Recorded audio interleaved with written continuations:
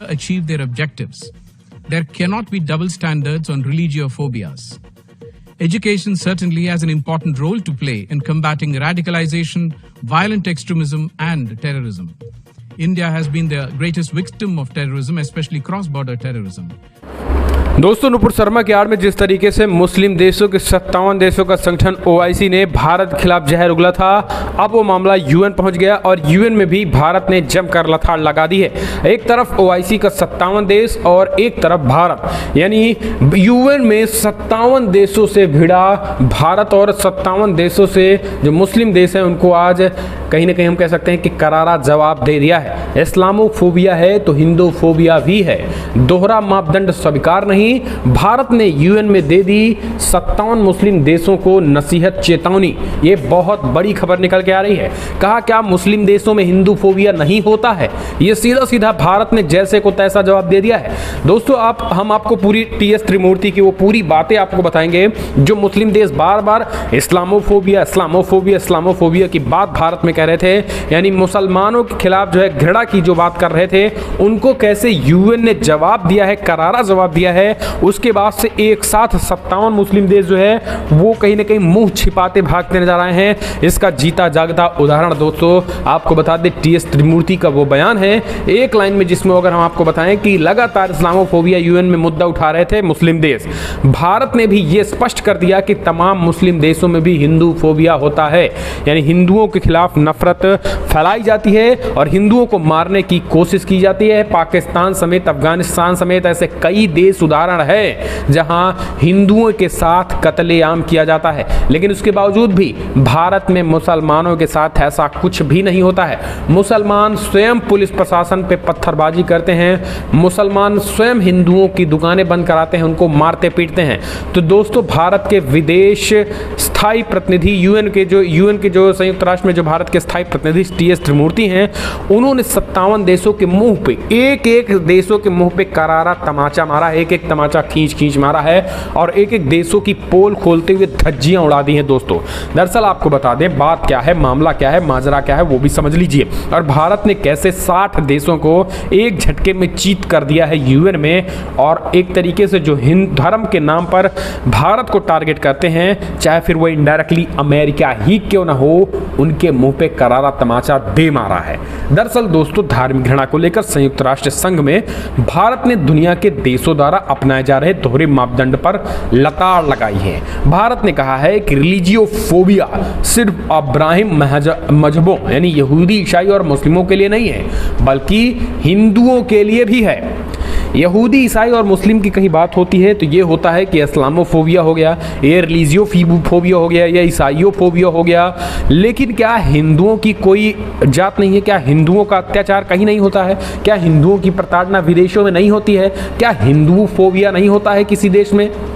हिंदुओं पर भी अत्याचार होते हैं, ऐसे कई देश हैं, लेकिन इस तरीके से नहीं कहा जाता है कि किसी एक जगह पर किसी कुछ हिंदुओं पर अत्याचार हो गया तो पूरे देश में हिंदुओं पर अत्याचार हो रहे हैं। भारत में इसी तरीके से अगर एक जगह पर पुलिस प्रशासन पर पत्थरबाजी की रही और पुलिस प्रशासन कोई एक्शन ले रहा है, शासन प्रशासन कोई एक्शन ले रहा है, तो इसका मतलब ये नहीं कि पूरे देश भर में इस्लामोफोबिया है, पूरे देश भर के मुसलमानों के साथ ऐसा हो रहा है।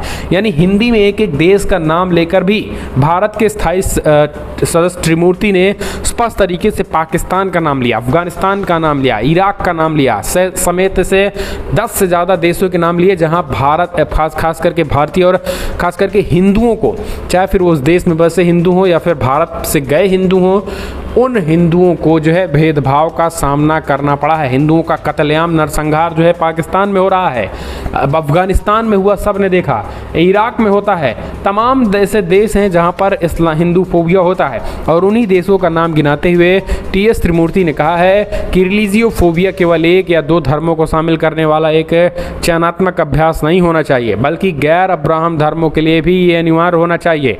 धार्मिक भय पर दोहरे मानदंड नहीं हो सकते हैं। दरअसल दरअसल त्रिमूर्ति ने कहा है कि हमने बार बार इस बात पर जोर दिया कि धार्मिक भय का मुकाबला करना केवल एक दो धर्मों को शामिल करने वाला एक चुनिंदा अभ्यास नहीं होना चाहिए, बल्कि गैर अब्राहम धर्मों के खिलाफ भी समान रूप से लागू होना चाहिए। और जब तक ऐसा नहीं किया जाता हम अपने उद्देश्यों को प्राप्त करने में कभी सफल नहीं हो सकते हैं। उन्होंने कहा है कि भारत ने जो अब्राहम धर्मों के खिलाफ ही नहीं बल्कि सिख धर्म, बौद्ध धर्म और हिंदू धर्म सहित सभी धर्मों के खिलाफ नफरत और हिंसा का मुकाबला करने के लिए लगातार कोशिश की है। दरअसल त्रिमूर्ति हेट स्पीच, गैर भेदभाव और शांति के मूल कारणों को लेकर शिक्षा की भूमिका नाम से आयोजित अंतर्राष्ट्रीय दिवस की पहली वर्षगांठ पर बोल रहे थे। त्रिमूर्ति ने आगे कहा कि हम सहनशीलता और समावेश को बढ़ावा देने की पूरी कोशिश करते हैं। किसी भी विचार में भिन्नता को कानूनी ढांचे के भीतर हल किया जाना चाहिए। बीजेपी के दो नेताओं की टिप्पणी को लेकर कई मुस्लिम देशों द्वारा दी गई प्रतिक्रिया के मामले में सलाह देते हुए उन्होंने कहा है कि दूसरे देशों के विशेष बात को मसला बनाकर भारत को आक्रोश दिखाने की बिल्कुल भी आवश्यकता नहीं है और न तो भारत इस आक्रोश को सहने वाला है। हिंदू सिखों पर बढ़ते हमलों को लेकर उन्होंने कहा है कि धार्मिक भय के रूप को गुरुद्वारे, मठों और मंदिरों जैसे धार्मिक स्थलों पर हमलों में वृद्धि के रूप में देखा गया। अभी हाल ही में दोस्तों अफगानिस्तान में जिस तरीके से सिखों पे हमला किया गया वो भी कहीं ना कहीं एक चिंतनीय है, सोचनीय है। और इन जिहादी देशों को 57 जो जिहादी देश हैं, ये जिहादी देश हैं, इजराइल से तो भिड़ नहीं पाए, भारत से आए हैं भिड़ने। इनकी ऐसी की तैसी करके भारतीय सेनाएं इनको कंगाल बना के इनको पूरी तरीके से इनकी मटिया मलेत कर देंगे अगर भारत से भिड़ने की कोशिश की गई तो। 57 मुस्लिम देश इजराइल से तो भिड़ नहीं पाए और भारत से भिड़ने आए हैं। यूएन में भिगो कर मारा है और ऐसा धोया है टीएस त्रिमूर्ति ने कि दोबारा इस्लामोफोबिया जैसे शब्द का इस्तेमाल करने से भी ये मुस्लिम राष्ट्र 100 बार बचेंगे।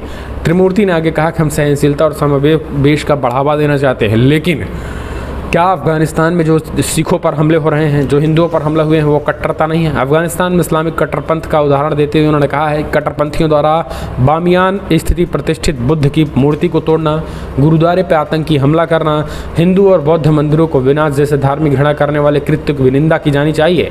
बता दें अफगानिस्तान के काबुल में शनिवार को 19 जून को गुरुद्वारा में गुरुद्वारा करते परवान पर आतंकी हमला किया गया जिनमें 2 लोगों की मौत हो गई। वह मार्च 2020 में अफगानिस्तान के ये गुरुद्वारे में इस्लामिक आतंकियों ने हमला कर दिया था जिनमें 25 सिख जो है वो मारे गए थे। त्रिमूर्ति ने कहा है कि भारतीय समाज की बहुसांस्कृतिक ढांचे ने सदियों से भारत को आश्रयदाता बनाया है, चाहे वो यहूदी समुदाय हो, पारसी समुदाय हो या पड़ोस की तिब्बती समुदाय। भारत ने सबको सुरक्षित शरण दिया है।